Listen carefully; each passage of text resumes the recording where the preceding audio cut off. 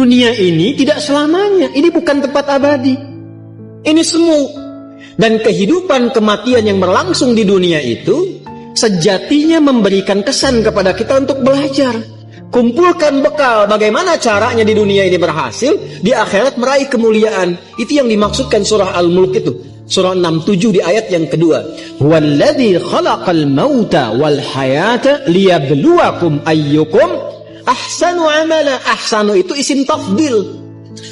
Ya, dari kata hasanah tadi. Jadi kita mengumpulkan hasanah, tapi orientasinya akhirat.